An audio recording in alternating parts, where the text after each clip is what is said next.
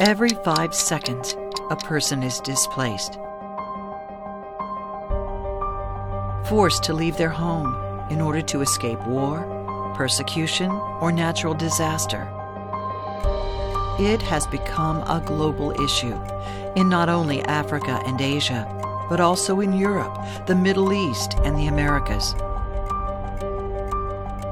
Over 65 million people are displaced worldwide, departing a home they don't want to leave, on a journey they don't want to take. Over 22 million are refugees, fleeing repression, conflict, and climate change. Over half are under 18, and 10 million are stateless, without access to education, healthcare, employment, or freedom of movement.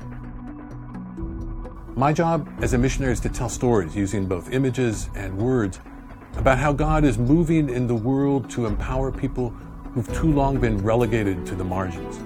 In some of the societies where we are engaged in mission work, refugees are often seen as a burden.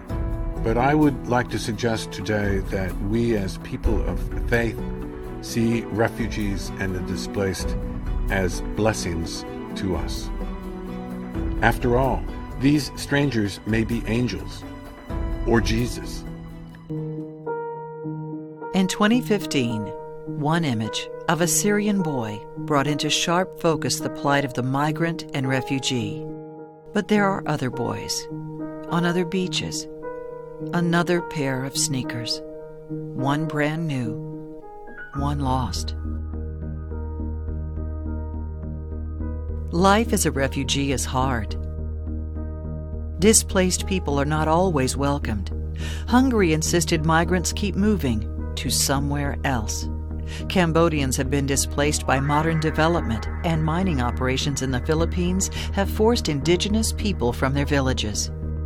In Brazil, loggers have destroyed forest homes, and corporations have stolen land from native people in Argentina. In Kenya, the government is closing the world's largest refugee settlement, even though it provides critical services to hundreds of thousands of people. Haitian immigrants in the Dominican Republic have no legal status, and people deported from the U.S. are sent back to the violent northern triangle of Central America. This young farmer in Honduras resisted the theft of his land and paid the ultimate price.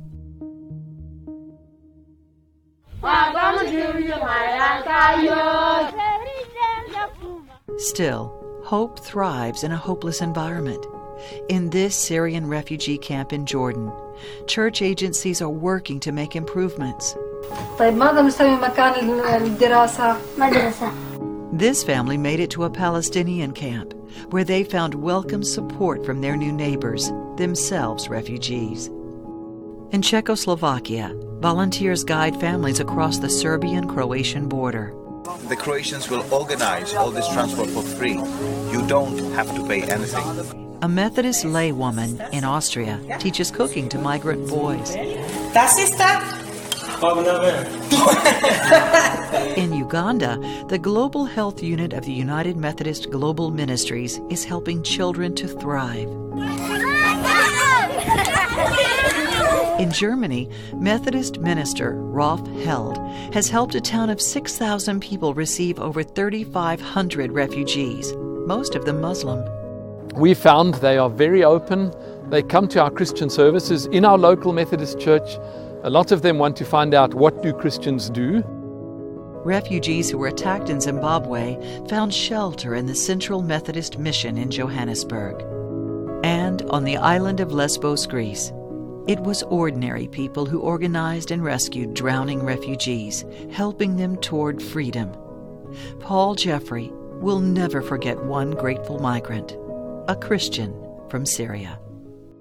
First he carried his daughters ashore, and when he was sure that they and his wife were safe, hugged by a Norwegian volunteer, he knelt on the beach, covered with deflated rubber rafts, and prayed with thanksgiving. Nabil then arose and came and hugged his family, kissing the Norwegian woman, his wet clothes dripping water as he repeated over and over, "Shukran, shukran, thank you." Shukran, he said, weeping. Thank you. Thank you.